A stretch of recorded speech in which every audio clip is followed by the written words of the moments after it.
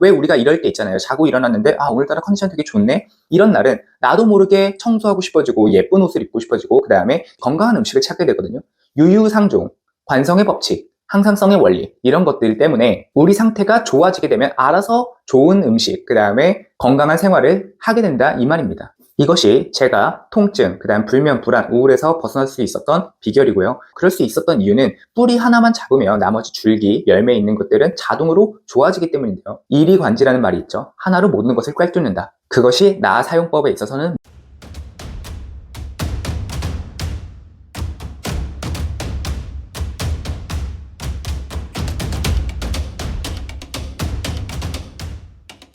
이번 영상에서는 일상생활 속에서 물의 섭취량으로 내 마음 상태를 확인하는 방법, 그리고 마음 사용법까지 알려드릴 건데요. 이 마음 사용법 같은 경우는 인트로에서 보셨다시피 과거 불안, 불면, 우울을 앓았던 제가 스스로 이 마음의 병에서 극복할 수 있었던 방법이고요. 저 혼자만의 경험이 아니고 수많은 사람들을 이런 마음의 병에서 극복시킬 수 있었던 비결이기도 하니까 꼭 집중해서 끝까지 봐주시길 바랍니다. 먼저 물의 섭취량과 내 마음 상태가 도대체 무슨 관계인가를 설명하려고 하면은 몸의 상태와 물의 섭취량의 상관관계를 먼저 설명을 해야 되는데요. 우리가 모두 알다시피 우리 몸은 수분이 70%로 이루어져 있죠. 근육이라고 하는 것이 물 주머니라고 보시면 되는데요. 근육이 긴장돼서 이렇게 수축되어 있다라고 하면은 이 근육이 담을 수 있을 만한 물의 양 자체가 줄어들게 되겠죠. 그러니까 물주머니가 쪼그라들게 되면은 물을 많이 함유할 수가 없는 것처럼 근육이 긴장될수록 내가 수분을 보유하고 있는 양 자체가 줄어들게 되고요. 필요한 물의 양 자체가 적어지게 되기 때문에 물의 섭취 양 자체가 줄어들게 됩니다. 그러면은 몸의 긴장도와 물의 섭취량의 관계는 알겠어. 그런데 그것이 마음과 도대체 무슨 상관이냐? 우리의 근육이 긴장되는 이유가 마음의 긴장에서부터 비롯되거든요. 근육이 긴장되는 이유는 크게 두 가지로 나눌 수가 있는데요. 하나는 물리적인 작용에 의해서 능동적으로 근육이 긴장되는 경우입니다.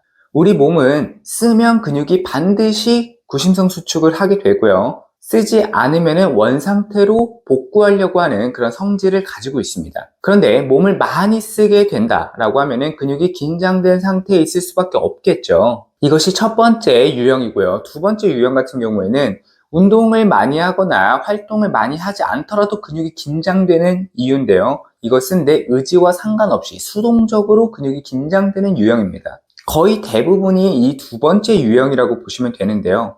왜 그러냐면은 근육 안에는 신경이 지나다니거든요. 그래서 신경이 긴장되면은 근육이 긴장되게 됩니다. 우리가 낯선 곳에 가거나 불편한 상황을 인지했을 때 몸이 움츠러들게 되고 긴장되잖아요. 그게 신경이 긴장돼서 근육이 긴장되는 것을 경험하는 겁니다. 한마디로 신경의 긴장이 근육의 긴장을 만든다는 건데요. 거의 대부분이 이 경우라고 보시면 됩니다. 왜냐하면은 내가 몸이 엄청나게 긴장될 정도로 활동을 많이 하는 경우는 우리가 운동선수가 아닌 이상 일반인이 겪기는 쉽지가 않고요. 대부분은 영문이 모른 채로 몸이 긴장되는 경우가 거의 대다수죠. 그래서 90% 이상은 이 두 번째 유형, 그러니까 신경의 긴장으로 근육이 긴장되는 경우다라고 보시면 되는데요. 그러면 신경이 왜 긴장되는가?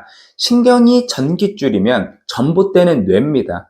한마디로 뇌가 긴장돼서 신경이 긴장되는 건데요. 그럼 뇌는 왜 긴장되냐? 뇌라고 하는 장기는 생각을 하는 장기죠. 생각이 많아지게 되면 마치 주먹을 많이 움켜쥐게 되면은 손에 있는 근육이 긴장되듯이 생각을 많이 하게 되면, 그러니까 뇌를 많이 쓰게 되면 뇌가 긴장될 수밖에 없습니다.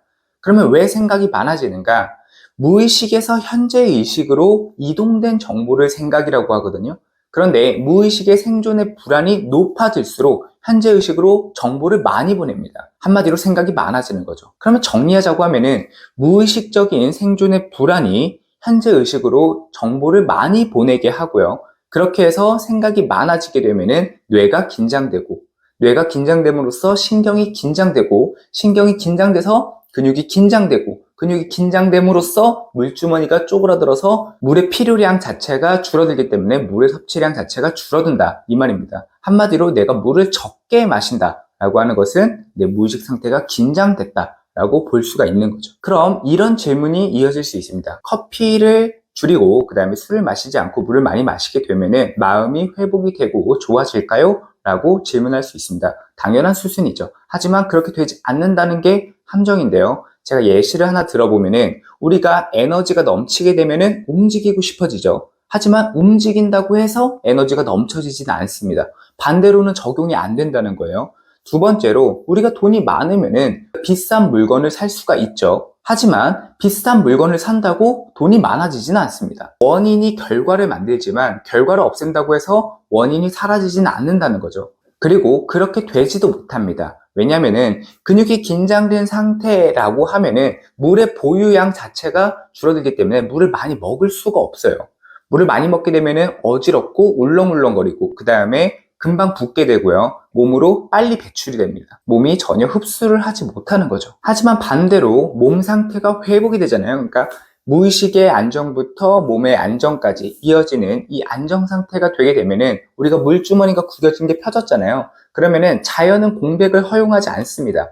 똑같이 이 공백을 허용하지 않도록 물이 채워져야 되잖아요. 그래서 나도 모르게 목이 마르고요. 물을 많이 찾게 돼 있습니다. 그래서 우리가 이 사실로 알 수 있는 것은 물을 통해서 내 마음 상태를 객관적으로 확인할 수 있다 정도이지 이 물이라고 하는 것이 마음의 문제를 해결할 수가 없다는 것. 이것이 첫 번째고요. 그리고 더 나아가 몸의 문제까지 마음이 해결되면 모두 해결된다는 겁니다. 그럼 우리는 무엇을 해야 하는가? 마음의 문제에 그리고 몸의 문제에 가장 시발점이 되었던 뿌리인 무의식을 안정시켜야 되겠죠. 자, 무의식이 안정되면은 무의식에서 현재의식으로 넘어간 정보 이동량 자체가 줄어들겠죠. 그러면은 뇌가 이완될 수밖에 없습니다. 뇌가 이완되면 엔돌핀이라는 호르몬 분비가 잘 분비가 되면서 기분이 밝아지고요. 그 다음에 생각이 줄어들게 되고 스트레스, 잡념이 줄어들게 되면서 부정적인 생각이라든지 생각 때문에 힘든 것들을 면할 수가 있는 거죠. 그 다음 두 번째로 뇌가 과부하되면은 머리 쪽으로 심장에서 피를 많이 보내야 되기 때문에 중력을 거슬러서 가느라 심장이 무리 될 수밖에 없습니다. 그런데 이런 부분들이 줄어드니까 심장이 완화되고요. 심장이 완화되는 만큼 감정이 안정될 수밖에 없겠죠. 그리고 아까 말씀드렸다시피 뇌가 전봇되면 신경은 전깃줄인데요. 이 뇌가 이완되게 되면 신경이 전체적으로 이완되겠죠. 그러면은 신경이 이완되면서 근육이 이완되고요. 근육이 이완되면 젖산이라는 피로물질이 풀리게 되면서 에너지가 회복이 됩니다. 그러면은 나는 생각은 적고 그 다음에 감정은 안정되고 에너지는 넘치는 상태거든요. 이것이 딱 우리가 바라던 행복한 상태가 되겠죠. 내 상태가 이렇게 되면은 알아서 건강한 음식, 적절한 물의 양, 그 다음에 안정적인 생활을 하게 됩니다. 왜 우리가 이럴 때 있잖아요. 자고 일어났는데 오늘따라 컨디션 되게 좋네? 이런 날은 나도 모르게 청소하고 싶어지고 예쁜 옷을 입고 싶어지고 그 다음에 건강한 음식을 찾게 되거든요. 유유상종, 관성의 법칙, 항상성의 원리 이런 것들 때문에 우리 상태가 좋아지게 되면 알아서 좋은 음식, 그 다음에 건강한 생활을 하게 된다 이 말입니다. 이것이 제가 통증, 그 다음 불면, 불안, 우울에서 벗어날 수 있었던 비결이고요. 그럴 수 있었던 이유는 뿌리 하나만 잡으면 나머지 줄기, 열매에 있는 것들은 자동으로 좋아지기 때문인데요. 그래서 어려운 문제를 공부하고 파고 팔수록 단순해진다. 그리고 그 단순한 하나를 잡았을 때 이리관지라는 말이 있죠. 하나로 모든 것을 꿰뚫는다. 그것이 나 사용법에 있어서는 무의식의 관리입니다. 더 나아가 내 상태가 좋아지면 삶의 모든 것들이 정돈되기 때문에 삶에서 가장 신경 써야 되고 가장 우선으로 줘야 될 것이 바로 나의 무의식 관리라는 거죠. 그래서 이 방법을 배우는 법은 제가 고정 댓글에 링크를 남길 테니까 꼭 보고 배우셔서 마음, 몸뿐만 아니라 삶까지도 건강하게 사실 수 있도록 되셨으면 좋겠습니다. 이만 영상 마치겠습니다. 감사합니다.